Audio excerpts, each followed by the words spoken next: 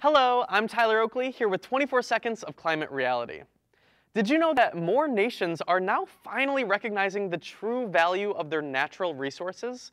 More forests are being protected, deforestation-based carbon emissions are being reduced, and more nations have joined the Montreal Process, an agreement on sustainable forest management. And that's 24 seconds that can change the world.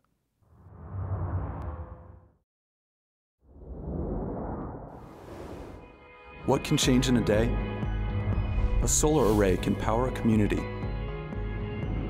A business can embrace clean technology. A nation can vote to reduce carbon pollution. Around the world, every day, people are taking action to fight climate change, enacting real solutions, and already seeing the benefits. Join us as we travel on a journey of progress around the world, exploring the path toward a better, cleaner future for all of us, and how you can help create it. What can change in a day? Our future. This is 24 Hours of Reality. 24 Reasons for Hope.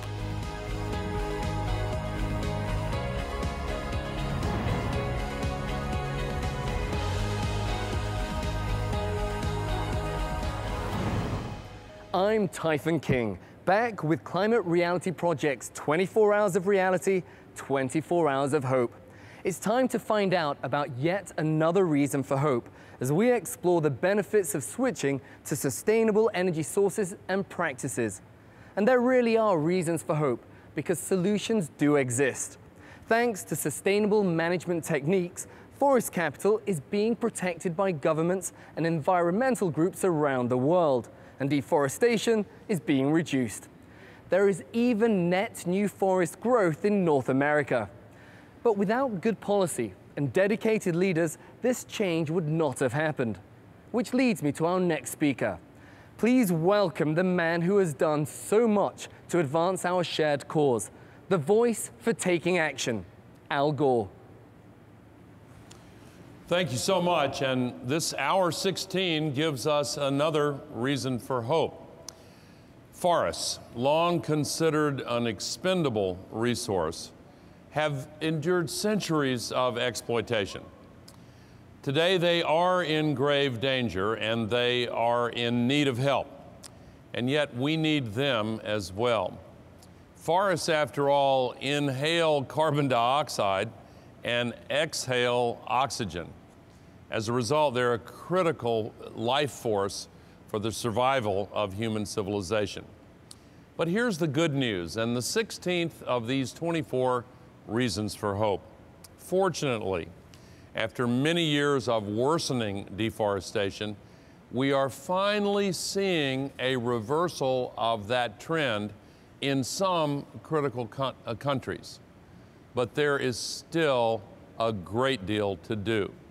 Let's look at some of the progress that has been made as we consider the fact that forest capital is being somewhat better protected and deforestation has slowed down somewhat. That is a reason for hope. First of all, I want to start with one of the greatest success stories. And Costa Rica is a wonderful country in so many respects. They took their military budget and basically eliminated that and spent it on free education for everybody. I could go on, but they've done a wonderful job in many, many ways. And here is what happened to the deforestation rate in Costa Rica over the last half century. We saw a dramatic reduction starting at the end of the 1970s.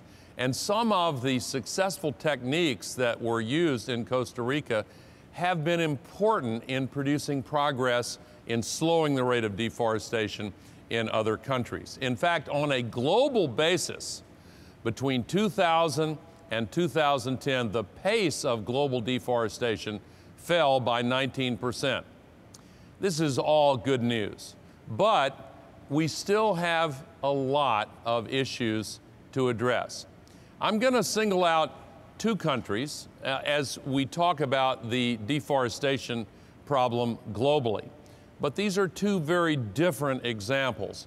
Brazil, which has the lion's share of the Amazon rainforest, and Indonesia, which has a very unusual kind of forest resource, peat forests. And let's talk about that one first. But before we go to Indonesia and then Brazil, let's do an overview of what the deforestation problem worldwide looks like. In Central Africa, the Congo, Sudan, South Sudan, Nigeria, Rwanda, Burundi, Uganda, then in Myanmar, in Southeast Asia. This is the second category of countries with an ongoing serious deforestation problem. And then there are these other countries where the problem is not quite as grave as in the aforementioned nations, but still quite a serious issue. But let's look first of all at the main reason that Indonesia, of all countries, you don't think of that as a deforesting nation, or many people don't, but when you look more carefully, here's what you see: palm oil plantations, one of the key drivers of tropical deforestation worldwide. And in Indonesia and parts of Malaysia, there are these peat forests. Peat is actually a kind of fossil fuel. It is the first stage in the development of hard fossil fuels like coal. And these soils are very, very rich in carbon. And when they're burned, they release an enormous amount of greenhouse gas pollution. And that's one of the principal reasons why deforestation and the degradation of forest cover accounts for almost 20% of the global emissions of greenhouse gases. Now to the peat forests. See how rich, deeply black these soils are. That's the carbon. This is a peat forest that is usually soaked in water, a little bit like a swamp. And what's being done here is the draining of the peat forests, and then they are set on fire. Here you see the burned area to the top and the healthy forest on the bottom. Then the trees are cut apart, the logs are sold and shipped off to market. Excuse me, but the real money is made in using that cleared land for palm oil plantations. But here is the good news. Consumer-facing businesses around the world that have an interest in a sustainable supply of palm oil have joined together. My friend Paul Polman, the CEO of Unilever, has really played a hero's role in helping to lead this coalition. Some of the other CEOs have also played an important role, and some businessmen within Indonesia have also shown tremendous courage in pointing the path toward a sustainable approach to the growing of palm oil. This has a real chance of making an enormous difference to the deforestation problem in one of the two worst deforesting countries, Indonesia. And so kudos to these countries that have stepped up to the challenge and are now making a real difference. This is good news. Now let's look at a very different kind of tropical forest, the Amazon rainforest. This picture shows one of the unique aspects of the Amazon rainforest and some other tropical forests. The soil layer is actually very, very thin, and most of the carbon is in the canopy of the rainforest, in the trees and the undergrowth. And when that's gone, then the soils are very poor. They're not really good for farming. Typically, in a lot of these areas that are deforested, the farming operations only are profitable for a few years. And the main driver here is clearing for agriculture, principally clearing for cattle. Animal agriculture and the growing prominence of beef in diets around the world has to be identified as one of the principal causes of deforestation and one of the principal causes of excessive water consumption and a lot of problems that are related to global warming. There are better ways to raise cattle, but diet is part of this issue and cannot be avoided. But in any case, this too is beginning to turn into something of a success story because Brazil has reduced its deforestation quite significantly from the peak year in 2004 to a much lower level last year. Now, I have to quickly add that from 2013 through midway of this year, 2014, the rate has gone back up a little bit, but it has not gone way back up anywhere close to where it was, and there are always going to be yearly fluctuations. So I think it's fair to continue describing this as a success story in the making. Brazilian farmers and ranchers have, in effect, since that peak year of 2004, in reducing the rate of deforestation, saved close to 14 million football fields worth of rainforest from clear cutting. That has to be a reason for hope and has to be counted as a success story. So let's talk about more systematic ways of protecting forests and accelerating this improvement in slowing the rate of deforestation. The REDD program, R-E-D-D, stands for the United Nations Collaborative Program on Reducing Emissions from Deforestation and Forest Degradation in Developing Countries. It is a really important program, and it is an emerging success story with one caveat. The funding that makes this program work that was promised from some of the wealthier countries has not been followed through with as much funding as was expected. But there have been some great successes. In green, you see the national REDD programs that are already in place, and in blue, you see the other partners in the REDD program. And this too is a reason for hope. But one of the many reasons why it is important to have a success in Paris in December of 2015 is that a global agreement that is now being talked about in the special summit at the UN next Tuesday and will be negotiated between now and December 2015 is also important not only for the reduction of greenhouse gas emissions from the burning of fossil fuels, but also for reducing global warming pollution from deforestation. Actually, when you stop and think about it, deforestation is a double threat to global warming. Because number one, when the forests are cleared and much of the wood is burned, you have a massive release of global warming pollution into the atmosphere, not only from the burning of the carbon, but also from the release of methane and from the chemical changes in the forest floor that occur after deforestation.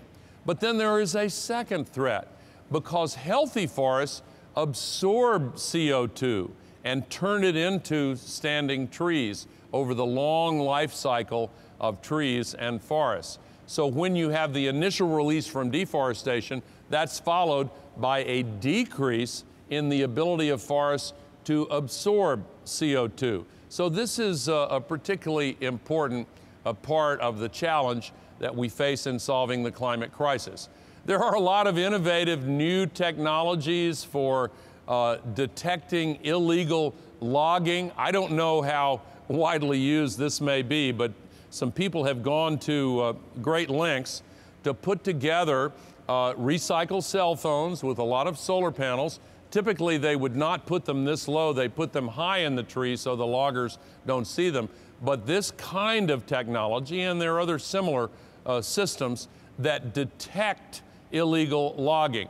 Actually, the single most impressive program I use this slide just to give credit to the World Resources Institute, or WRI, which is an NGO based in Washington, D.C., that has done, in my opinion, the best work in the entire world in developing new tools for detecting deforestation and monitoring reforestation. They can use satellites to go to the individual tree level. But taken as a whole, these trends are exciting, and the slowing rate of deforestation represents the 16th reason for hope. Mr. Gore really drove home how important addressing emissions and pollution really is, and why Climate Reality Project is dedicating today to 24 hours of reality. But tackling carbon emissions won't happen overnight. It'll take work, but we now know the way. And this hour, we're seeing the evidence of how sustainable practices protect forest capital. As we go over the Climate Reality Project's 24 reasons for hope, there are a lot of reasons to be optimistic. But the results we've seen are thanks to a lot of hard work being done around the world. When all of us join together to act, we will make real, lasting change. Tens of thousands of people have already taken the pledge to dedicate a day of action in the year to come, and more are on the way. Be one of them. Be part of the change. Be part of the solution. While you're watching right now, commit and dedicate a day when you'll take action. Whether it's voting, marching, speaking out in your community, the world needs you. What can change in a day? With millions like you standing up together, what can't? Go to 24hoursofreality.org to dedicate a day to climate action. Denial never solved anything, and it certainly won't solve the climate crisis. Climate change calls for the sort of can-do spirit that people have always turned to in times of great challenge. That's why we're spending this 24 hours of reality focusing on the good news that solutions to the climate crisis exist today. And where people are acting, we are seeing real progress. The fact is, we can solve the climate crisis. Let's take a look. Carbon dioxide has reached levels not seen in millions of years. Climate change is here and getting worse. Extreme weather has wrought havoc all over the world. It's happening here and now. We are running out of damage by the water. So there's been a lot of news about climate change. A lot of bad news, that is. And for the good news? Right. Well, there hasn't really been any. Until recently. Today we're facing the hard truth of climate change with the stubborn relentlessness of human will. And good news is happening. Right. And now for some good news. Every day, new solutions are emerging. And not just wouldn't it be neat if solutions, real solutions. Our ability to convert sunshine into usable energy is rapidly becoming more advanced and accessible. Which is great because every hour the sun is sending enough raw energy to Earth to meet the entire world's energy demands for a full year. And the cost for clean energy technologies is dropping. Right now, the cost of solar energy is equal to or cheaper than fossil fuel energy in about 79 countries. I didn't even know there were 79 countries. And the electric car market is booming thanks to falling battery prices. And guess who likes that? Who? All types of people from around the world are starting to embrace renewable solutions. Schools are being powered by clean energy. Financial institutions are realizing dirty energy is a bad investment. And businesses are finding that going green is good for the bottom line. Which leads us to more good news. These solutions are actually working. It turns out that what is good for the environment is also good for the economy in many ways, like reducing poverty, spurring innovation and creating jobs. In 2013, nearly 6.5 million people were employed globally by the renewable energy industry. Job creation. Brilliant. Right. And while other industries are shrinking, renewables are growing as new technologies and capabilities are being rapidly discovered. And here's some more great news. This groundswell of support for renewable energy is forcing leaders and governments to take action. The two biggest carbon emitters, China and the US, have made moves to curb their carbon pollution and invest in cleaner energy technologies. And they're not alone. UN Secretary General Ban Ki-moon is convening nations to forge a climate treaty that could unify the world to work together and lower our carbon emissions, transitioning us to a global clean energy society. We all know the bad news. Climate change is here. It's big, it's bad, and it's hurting us and our economies. But the important thing to know is that there is also good news. We have solutions here today, not dreams or wishes, real-world solutions that are ready to go and that are already saving money and improving lives. Everyone's a winner. If we rally around this good news and embrace solutions, we can forge the path to a clean energy future and make sure that progress is our new reality. That's good news. Thank you for watching.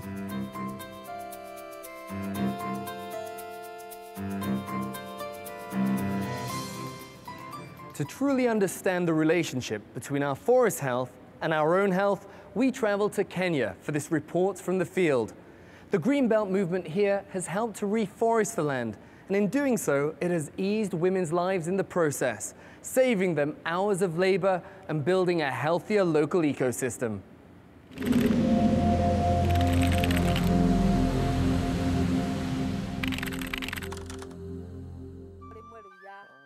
The Greenbelt movement in Kenya is one of the world's greatest examples of how to restore natural systems and get them working for the people who rely upon them for their daily survival. The Greenbelt movement, in many ways, is quite a visionary movement. It was about engaging women in the planting of trees, both to heal the environment, but also to provide fuel for themselves, bring the fuel closer to home. Because women were spending 5 hours a day collecting fuel. So what we must not do is lose hope. Wanjira Maathai's mother, Wangari Maathai, started the movement in the 1970s to address the widespread deforestation happening in Kenya. Across Africa, 90% of the energy used for cooking and heating comes from the wood taken out of Africa's dwindling forest to cook with. But the Greenbelt movement is changing that, and today is responsible for putting more than 50 million trees into the ground on small farms where they are needed the most. And so the movement was started to see how we can help women get fuel closer, help women heal the land so that the water and the streams could come back. So they can get food, they can get fuel, and they can restore the earth and get the rivers coming back. That was really the genesis of the movement. Alice Nyambura has been reforesting her land with help from the Greenbelt movement for more than a decade. Twambĩrĩirie kũhanda mĩtĩ, tukahanda natharĩ, tugacoka tukamĩcenjia tugatwara mĩgũnda-inĩ gwitũ, na nĩkĩo mũrona ĩno tũhandĩte gũkũ mĩgũnda-inĩ nginya na kũu ngurumo kũiyũrĩte mĩtĩ. In the past, she and the women of her village would walk hours to cut trees in the nearby forest. Countries in Africa are losing up to 2.8% of their forest cover every year. But now, she gets all of the wood she needs for energy from the trees she grows here on her farm. Mĩtĩ ĩno nĩyo tũhũthagĩra gũthondeka mbaũ, nĩyo tũhũthagĩra gũthondeka ngũ cia kũruga nacio, tũgatema, tũgatinangia, tũkona ngũ cia kũruga nacio. The effect of Greenbelt's work is profound. Off into the distance are just trees. But 15 years ago, there was almost not one to be seen. The rivers had dried up, and the people here talk about how the rains would not come because the trees were gone. New studies from both Cambridge and the University of Sydney suggest what people have known for years. When forest cover disappears, the rains do too. But that has completely changed for the better. The Greenbelt movement essentially started by organizing women into small groups. They started in about 20 per group. 20 women would form a group. And today there are about 4,000 of these groups. So close to 100,000 women involved in the movement today. And these women are essentially working on the same premise, the role of the tree, one in healing the land, but also in providing nutrition and fuel for them, for their daily lives. This vast groundswell of change is not only driving energy security, but addressing malnutrition and food security as well. In the process of working with these women, other things start to happen. These trees have transformed them. You work with women or you visit women like the one we visited yesterday, and you can see her relationship to the land. Food security becomes something that is natural to her. She plants a lot of the food that she eats every day comes from that land. So her food security for the family, at the family level, is secured. And that is an incredible part of the whole integrated approach to sustainability. Building on the past, Wanjura Maathai and her team partnered with the US government State Department, CARE International, and many other NGOs and grassroots movements to work together to spread this sustainable land use system and make it even more successful. They want to give women greater sources of revenue and address a worldwide problem, climate change. According to scientists at Pretoria's Council for Scientific and Industrial Research, Sub-Saharan Africa accounts for only 3% of global emissions, but it is seeing a rate of warming that is almost double the worldwide average. Even if the world is successful in restraining the global rise in temperature to 2 degrees Celsius, then it still means a 4-degree temperature increase for the Southern African region. In an amazing endeavor to mitigate the effects, Greenbelt and its partners are harnessing the power of the world's fastest growing plant. The Greenbelt Movement's Bamboo Biomass and Entrepreneurship Project is one of the most promising things. The movement aims to use the tree planting skills of hundreds of thousands of women to create a second green revolution, planting bamboo across the country. And it's extremely hopeful to see that 24 women who have come together to create a bamboo biomass and entrepreneurship initiative where they will look at bamboo for the provision of biomass, but also for opportunities for business, making very simple implements, beautiful implements out of bamboo that they can sell, but also that this same bamboo, which is a grass and arguably has a lot more biomass than eucalyptus and other fuel trees that are being grown today, that they can see that both as a source of fuel and as a source of income. This small pilot project, 2 hours from the capital city, Nairobi, is the beginning of a national campaign to plant bamboo everywhere. Bamboo can grow up to 3 feet per day in the tropics, and its dense fibers can be used to make thousands of products, as well as a superior cooking fuel that has less emissions. The importance of the bamboo is that it can be an alternative way for their biofuel. Like they can use it for firewood, for charcoal, they can use it for constructions, material. We were trying to think, the idea was to introduce to them something they can afford, something which is cheaper, something which is available, they can get it very easily. Because we thought if they can plant each 2 in their household, it can sustain them for the rest of their life. Julia Wangali runs the pilot project with 24 other women and has planted the first stems of a special species of bamboo here. Na riu ni tukenete ni undu wa project ino itu to ni turona mathina maingi maria tukoragwo namo micii ni maguthira to tutigucoka gutema miti yo tondu tungitema muno mbura ni kwaga. Most women cook on 3 stone fires like this and expose themselves, their children, and the environment to huge amounts of polluting smoke. Bamboo burns cleaner, and when used in a stove like this one, can reduce pollution and wood use. According to the Japanese and Australian scientists, it can also help to clear the skies. A little over 2 acres of bamboo can take in 15 tons of atmospheric carbon per year. Atumia tukoragwo nao ni manyitite project ino na hinya tondu ni turona matuko maguka ni tugukorwo tuthiite mbere muno. A Yale University report details that the smoke from incomplete burning like this is not only deadly to the women exposed to it, but creates a special type of carbon pollution called black carbon that is second only to carbon dioxide as a global warming agent. Anything that reduces black carbon emissions across Africa can reduce climate change. Ona kuiriga tondu okorwo ni area teno ngitara miti iria rikite haha kuiriga guku guothe ni haria yatemwo hagatigwo hatari kindu hagatigwo guo.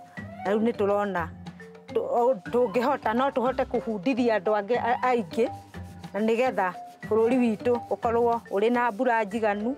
Bamboo can be used to make more than 1,000 products, from beds to houses to crafts and even towels and textiles. And when integrated with well-designed stoves, offer rural farmers a whole systems approach to sustainable energy, income, and self-sufficiency. Na mĩrangi ĩno no ndawa ya kũrĩo nĩ nda na nĩ thondekagwo mindira, mĩgathĩ na tauro na t-shirt. The statistics are startling, and I think that's why people could be apathetic. You have 90% people still using biomass fuel, but that's the opportunity for us to engage. At least we see women as critical agents of change. Women involved in the clean energy solutions, involved in the technologies, simple solutions that cost very little. Mathai believes that solutions to climate change and the many challenges facing the world are here today. The solutions are out there. I have not met one person who, when faced with these solutions, is still apathetic. I think people just don't know. The minute we put these before people, the solutions are there. We just need them to connect those dots. And I know that without exception, when people come face to face with the reality, but also with the solutions, they almost can't believe we've not done anything yet. So get this out. Let people know what's going on. The stories are hopeful, and people are desperate for things to support or things to put themselves behind some real success stories. These are quick wins.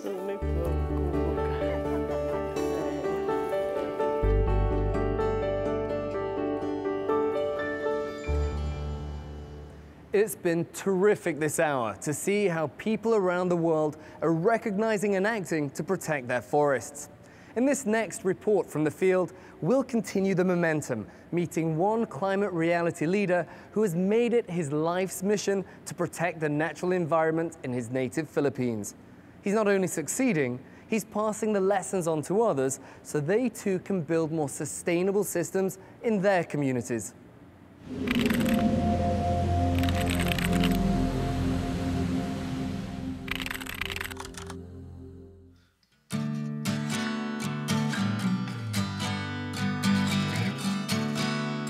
It's my dream for Sibuyan Island to be the best example for sustainability in the Philippines and in the rest of the world. The River Camp is a program that I started, and this is also in partnership with Ramwan State University, and I found it very effective because it's all about challenging the students, because I believe these young people will be leaders of tomorrow. I'm educating the people of Sibuyan Island because we are proud of ourselves. The world is changing. The climate is changing. Of course, my passion is all about taking care of the environment. We are all part of the environment. We are all nature. Whenever I'm in Metro Manila, two of the greatest challenges in the city is that the air is very polluted, and if you can see the rivers, there are a lot of wastes, solid waste, and even liquid wastes from the factories and, of course, from the people. 67% of the rivers in the Philippines are too polluted for domestic use, and 10% of the rivers are biologically dead. Going home to Sibuyan Island is quite a long journey, but it's worth it. So this is my usual commute. I need to travel almost 2 hours from Metro Manila coming to Batangas Pier, and then take around 12 hours again with this kind of ferry, then transfer to another ferry, and then we reach the island, Sibuyan Islands. We call that the Galapagos of Asia. So from the port, we'll be going to a village, and it's more or less 20 kilometers from the port, and at least 1 hour jeepney ride.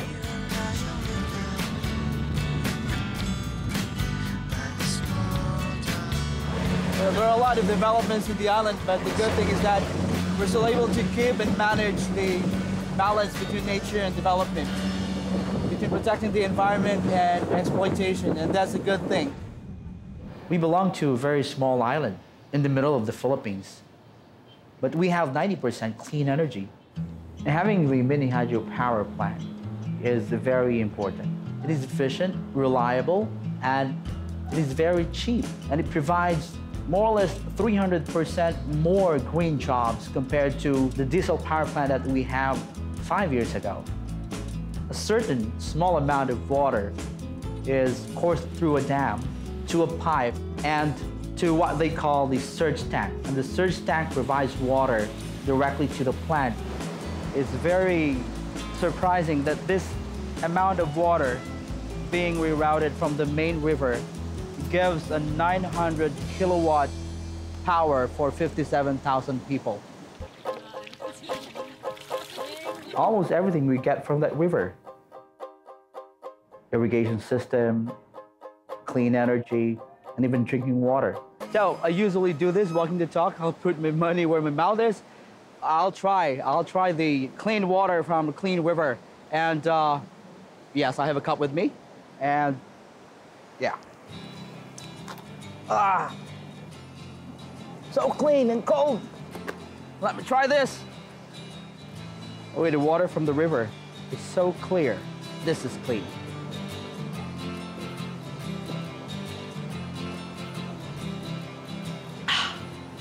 Refreshing. So I say we have clean river, we have clean water, producing clean energy for a very clean future. It's all about challenging the students, challenging the children, because I believe these people, these children, these young people will be leaders of tomorrow. It's all about realizing that everything is interconnected. How can we relate the problem? In our own science lessons, we have 20 or 25 typhoons per year. We have signal number 1, signal number 2, and signal number 3. We now have signal number 4. And we now have signal number 5. Why is this happening? That's the biggest question. And the biggest question will be answered by explaining reality to your parents, explaining what's happening to your lolo and lola. The river camp is about gathering people, especially children and students, and teaching them how to make a change. Not really big changes or big transformation, but little things that they can do every day in their house, in their communities, in their families. Now, the question would be, how can you explain climate reality or extreme weather conditions in 60 seconds? Without Rodney, these students will not be aware of this climate change. It is because of his lectures, our children are benefiting much from him. So when you go home, you can explain this to everyone. There are a lot of choices in our lives from the moment we wake up and to the moment we sleep. All of these things are all choices, and we need to think about it. Hey, we're in the little island, but we can do something. We did something, and this is what you can do to protect the climate or to protect your environment.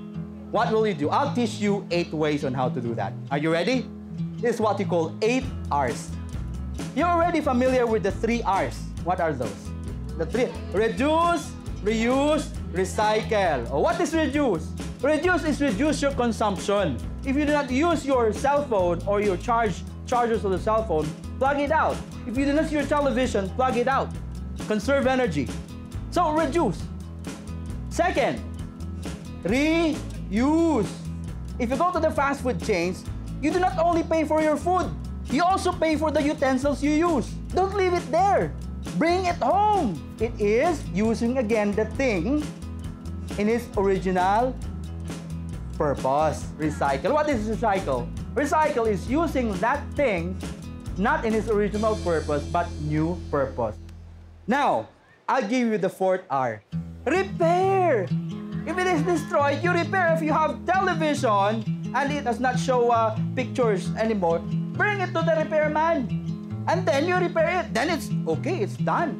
You need not decide, my television is destroyed, I'll buy another one. Oh, I have iPhone 1, I'll buy another iPhone 1, 2, 3, 4, 5, 6. Then we have iPhone 7, we have Samsung like this, Samsung like that, Samsung like this, and Samsung like this big. Repair. Refuse. Somebody offers you something. Okay, you buy another television, flat screen TV, LED. You buy 5 so that when you look up, you have television on the ceiling. When you look down, you have television on the floor. When you right and left, you have all televisions, and wherever you look, you have television. Because in the world, sometimes, if not at all times, it is great and noble to say no. Now, there's another one. Rethink. Think of whatever you do. Does it affect your neighbor? Does it affect yourself? Will it affect your kinabukasan or the next generation? Always think, rethink, so that also you can feel it. And the seventh one is what you call reforest. You see a seedling like that? It will not take you 1 hour to plant a tree. So if you plant a tree every day, you can do it. It will not take a lot of time to do it. And number 8 is reconnect. Reconnection is just like this. Everything in your body comes from the earth. Everything. When I eat fish, I look like a fish. Remember, always remember, we are all nature. We belong to each other. Whatever you do to the rest of your brothers and sisters, you do it to nature. Me as a student is one of the instruments that can contribute big to solve the climate change that what is doing now. And I also learned that the climate change is one of the factors that changes the whole world. If you consider all those 8 R's, you'll have to be led to the 9th R, and that is respect. You respect nature, I respect you. I respect myself, I respect nature. We show people hope that we can still do something about this environmental crisis. We are poor, we're isolated island, living in an isolated island, but you know what? We can take care of our forest. We can have clean energy, we can have good life. We are proud of ourselves. That's why we're telling you people of the world, we can do something because we are able to do it. We are climate reality.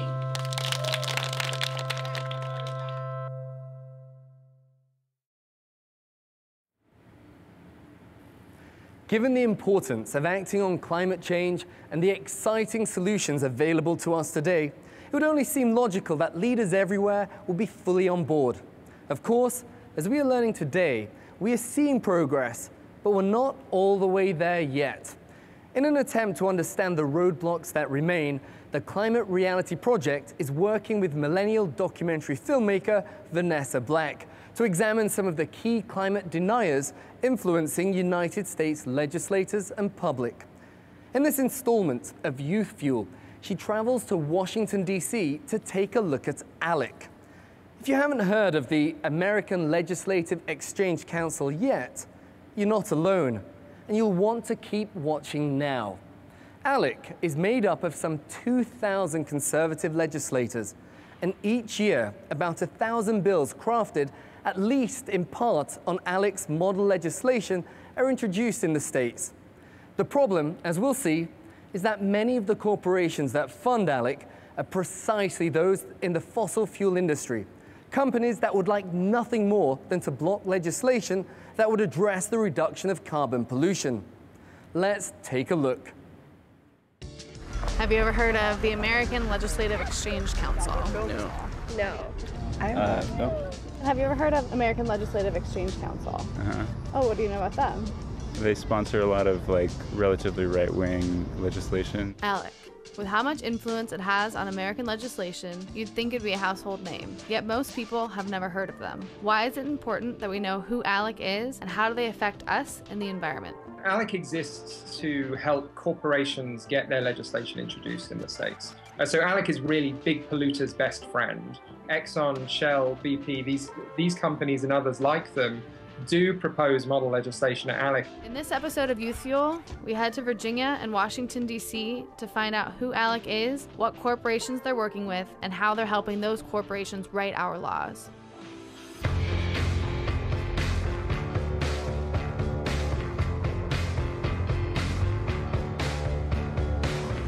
I'm Vanessa Black. I'm a filmmaker and an activist, and I'm traveling around America to find out more about our biggest polluters and climate change deniers.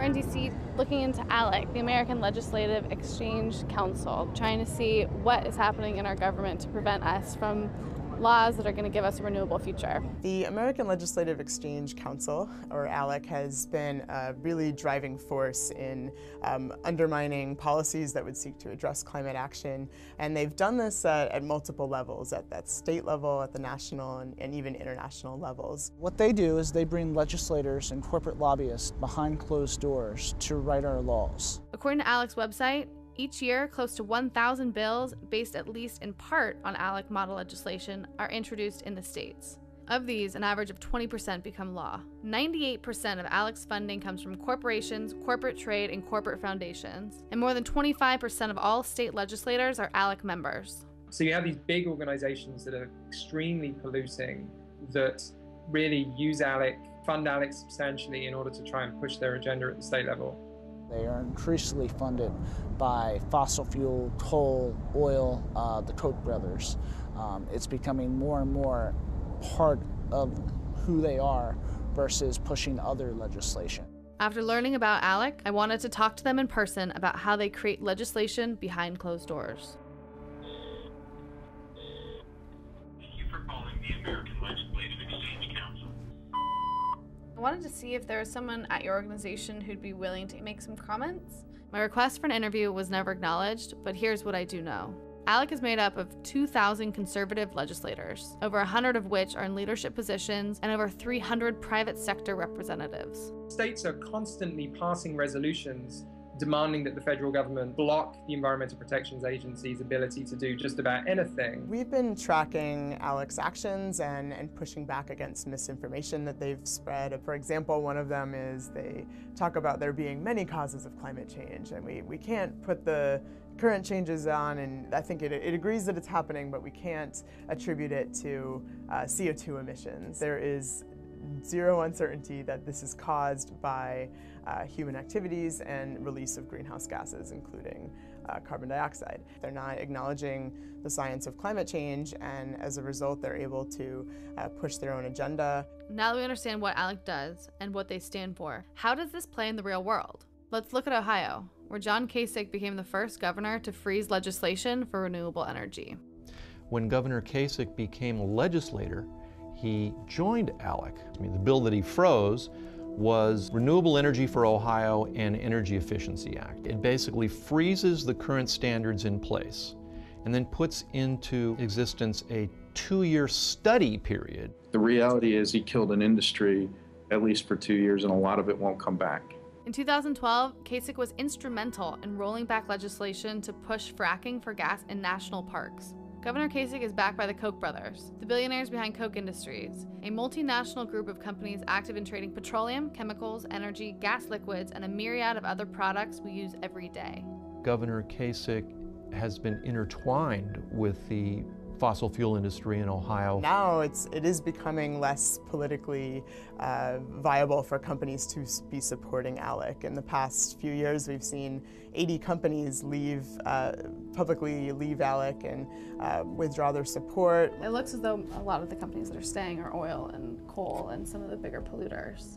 Right, a lot of fossil fuel interests have continued to support them, and that is problematic in that there is a lot of power and money, of course, behind them, and it does, so ALEC continues to be a powerful force that needs to be kept in check.